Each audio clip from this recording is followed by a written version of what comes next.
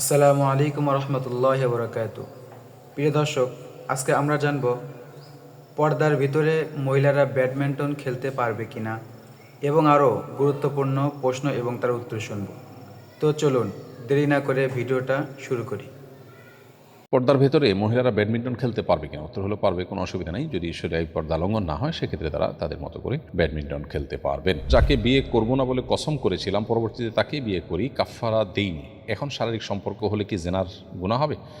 উত্তর হলো, বিয়ে করবেন না বলে কসম করার পর যদি বিয়ে করে ফেলেন তাহলে কসম ভঙ্গ হয়েছে। আর কসম ভঙ্গ হলে কাফফারা দিতে হয়। কাফফারা হলো 10 জন মিসকিনকে খাবার দেওয়া কিংবা 3টি রোজা রাখা। এই দুটির যে কোনোটি করলে ইনশাআল্লাহ আপনার কসমের কাফফারা আদায় হয়ে যাবে। যদি সেটি আপনি করেন তাহলে সেক্ষেত্রে আপনার যে কসম ছিল সেটা উঠে গেল, প্রত্যাহার হয়ে গেল, এবং শারীরিক সম্পর্ক করা এটা কোনো অবস্থাতেই জেনা বলে বিবেচিত হবে না।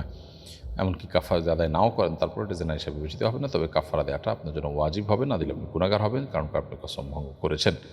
বিধায় কাফফারা দেওয়াটাই হলো আপনার এখন মূল করণীয় কাজ। মহিলারা চুল আঁচড়ানোর সময় স্বাভাবিকভাবে অনেক চুল ছিঁড়ে যায়। গ্রামে কিছু ফেরিওয়ালারা এই চুল কিনতে আসে, এই চুল বিক্রি করা বৈধ হবে কিনা? উত্তর হলো, আল্লাহ রাব্বুল আলামিন কোরআনে কারিমে বলেছেন, ওয়ালাকাদ কাররামনা বানি আদম, আমি আদম সন্তানকে বা মানুষকে সম্মানিত করেছি। অতএব মানবদেহের প্রত্যেকটা অঙ্গ আল্লাহ তাআলার কাছে সম্মানিত এবং মর্যাদার বিষয়। মানবদেহের কোনো অংশ বিক্রি করা সম্পূর্ণ নাজায়েজ এবং গুনাহের কথা। এই জন্য এই ব্যবসা যতই জমজমাট হোক, যতই লোভনীয় হোক, চুল বিক্রি করা কোনো অবস্থাতে জায়েজ হবে না। মা খালার বাড়িতে থাকতে চায়, কিন্তু সেখানে গেলে তারা একসাথে বসে গীবত করে এবং সেখানে যেতে বাধা দেই, মাঝে মাঝে রাগারাগিও করি, এদিকে আমার গুনাহ হবে? মা খালার বাড়িতে যেতে চান, কিন্তু সেখানে গেলে তারা গীবত শেকায়েত করেন। তো আপনি সন্তান হিসাবে তারা যেন গীবত শেকায়েত না করেন তাদেরকে নাসিহা করবেন, তাদেরকে উপদেশ দিবেন, আল্লাহর ভয় দেখাবেন। এতে যদি তারা ফিরে আসেন, ভালো না আসলে আপনি তাদেরকে এই গুনাহ থেকে বাঁচাবার জন্য অন্য কোনো উপায় অবলম্বন করতে পারেন, কিন্তু সেটা তাদের প্রতি বেয়াদবিমূলক হতে পারবে না। ধরুন দুজনকে দু জায়গায় রেখেছেন এবং তারা খুব মনোবেদনায় আছেন, কষ্টে আছেন, এরকমটি করা জায়েজ নেই। বোঝানোর ব্যাপারটা নম্রতার সাথে বোঝাবেন এবং তাদের সঙ্গে দুর্ব্যবহার করবার কোনো ইখতিয়ার আপনার নেই। এরপর যদি তারা গুনাহে লিপ্ত হন সেক্ষেত্রে তার দায়ভার তাদের উপরে, আপনি আপনার জায়গা থেকে চেষ্টা করেছেন, জাস্ট এটুকুই আপনার জন্য যথেষ্ট ইনশাআল্লাহ তাআলা। ফুফুকে জাকাত দেওয়া যাবে কিনা? উত্তর হল হ্যাঁ, ফুফুকে জাকাত দেওয়া যাবে যদি তিনি জাকাতের উপযুক্ত হন। কারণ ফুফু এমন কোনো ব্যক্তি না যার ভরণ পোষণ আপনি দিতে বাধ্য।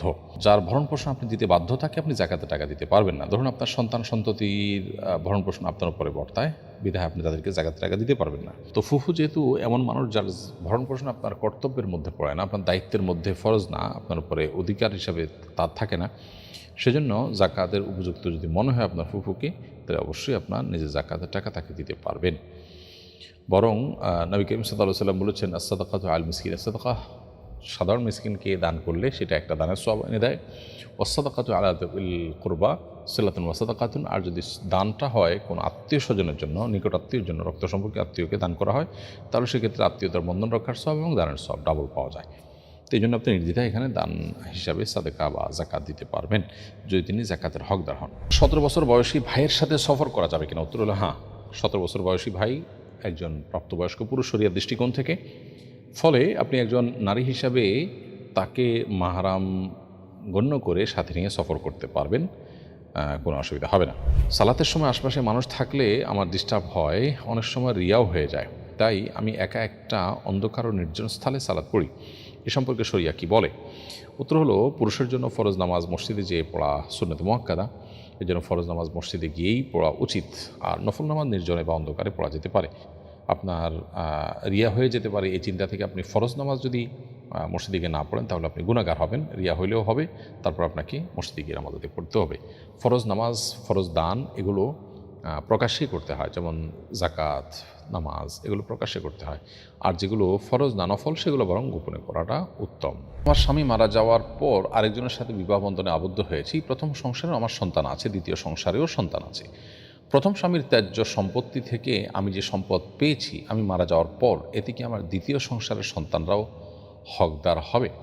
উত্তর হলো হ্যাঁ, আপনার যে সন্তানরা সরাসরি আপনার গর্ভ থেকে দুনিয়াতে এসেছেন তারা সবই আপনার সন্তান। অতএব আপনি প্রথম স্বামী থেকে পান কিংবা দ্বিতীয় স্বামী থেকে পান, উপার্জন করে নেন কিংবা কেউ আপনাকে গিফট করুক, যে সম্পদগুলো আপনি রেখে যাবেন আপনার মৃত্যুর পর সেগুলো আপনার সন্তানরা সবাই সেগুলোর ভাগ পাবে।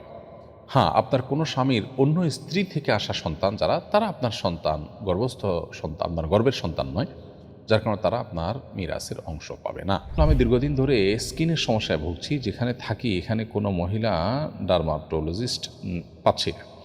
গাইনোকোলজির একজন মহিলা চিকিৎসক দেখিয়েছিলাম, তবে সেরকম কাজ হয়নি। এমত অবস্থায় আমি কি কোনো পুরুষ ডার্মাটোলজিস্টকে দেখাতে পারবো কিনা? উত্তর হল হ্যাঁ, অবশ্যই বোন, আপনি দেখাতে পারবেন। যদি কোনো নারী চিকিৎসক আপনার এই রোগের জন্য ভালো না পান, তাহলে সেক্ষেত্রে পুরুষ চিকিৎসকের কাছে আপনি দেখাতে পারবেন। যেটুকু জায়গা না দেখালে নয়, সেটুকু জায়গা শুধুমাত্র ডাক্তারকে আপনি দেখাবেন এবং পরিপূর্ণ পর্দা করে আপনি তার সেবা নিতে কোনো অসুবিধা নেই। কালো ছাড়া অন্য রঙের বোরকার মাধ্যমে কি পর্দা হবে? উত্তর হলো বোরকা কালো হতে হবে এমন কোনো শর্ত নেই। অতএব কালো ছাড়া অন্য কোনো রঙের বোরকার মাধ্যমেও পর্দা হতে পারে, তবে এত বেশি চকচকে যেন না হয় যেটা মানুষের দৃষ্টিকে, পরপুরুষের দৃষ্টিকে আকৃষ্ট করে। এরকম বোরকা যেন না হয়, সাদামাটা হয়, এবং যেটা বোরকার যে উদ্দেশ্য সৌন্দর্যকে ঢেকে রাখা, সেটা যেন নষ্ট না হয়, সেদিকটা খেয়াল করা উচিত।